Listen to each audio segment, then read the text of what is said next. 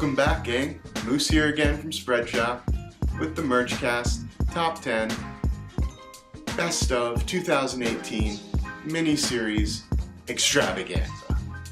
We've compiled our favorite episodes of 2018 of the Merchcast podcast for you to enjoy. We've gone through number 10, number 9, number 8, number 7, number 6, number 5, and now we're on number 4, Bobby Orr, as we say in Boston. If you don't know who Bobby Orr is, you should look him up. If you don't know what the Merchcast podcast is, you better look that up. Podcast where we share our tips and tricks, our knowledge, our insider brain cheese, if you will, on everything you need to know about selling custom merchandise online. How Spreadshop can help you eliminate risks, let you try out new things with custom designed merch, selling it online, making money, and earning from your side hustle. Without further ado, number 4, coming in hot. We're inside the top 5, everybody. Number 4, one of my favorites. Little nostalgia road trip here. DJ Nate and myself got together and we talked about design tools, softwares, how we design, how we did design when we started, and how we're designing now, and how far we've come.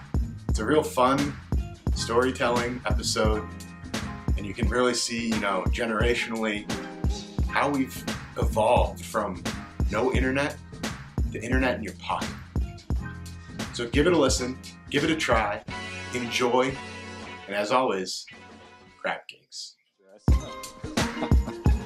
It's a cool topic. Tools, tech.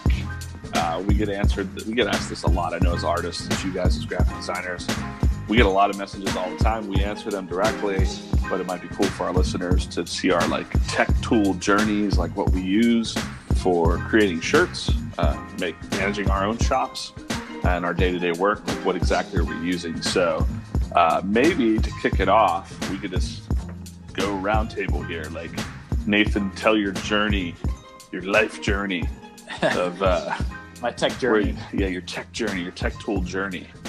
Well, I guess the start, if we go back here and kind of build up until today, what's interesting about technology is kind of how far, obviously, it's advanced and kind of how it's influenced the daily workflow and also made it much quicker and much easier. So I think starting out, for any artist, they usually start with just some pen and paper.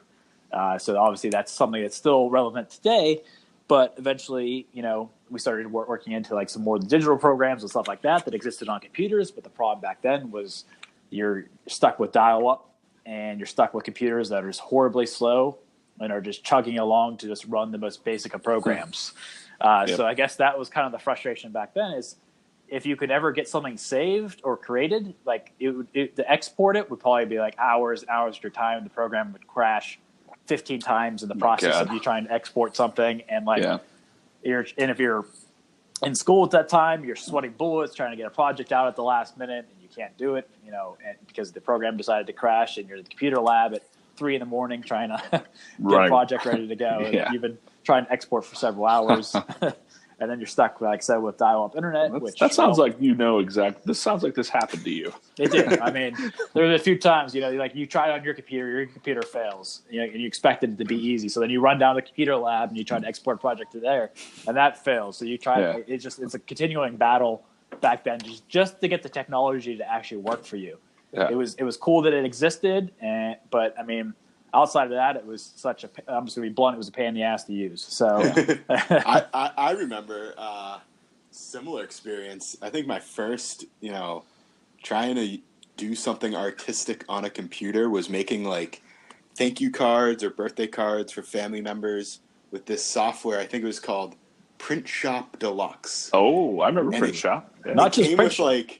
It came with 18 CDs that you had to install into your computer. Yeah. So you could have all these little clip art images. Oh, man. A little encyclopedia of really horrible smiley faces and balloons. And sounds like a nightmare. The colors were always off. And you had 7 fonts. Yeah. Now we have 7,000 fonts. Yeah. It's amazing. Yeah. And then like for me, I'm a little bit older than you guys. So like when I started my graphics stuff, it was all old school. I mean, we barely had a computer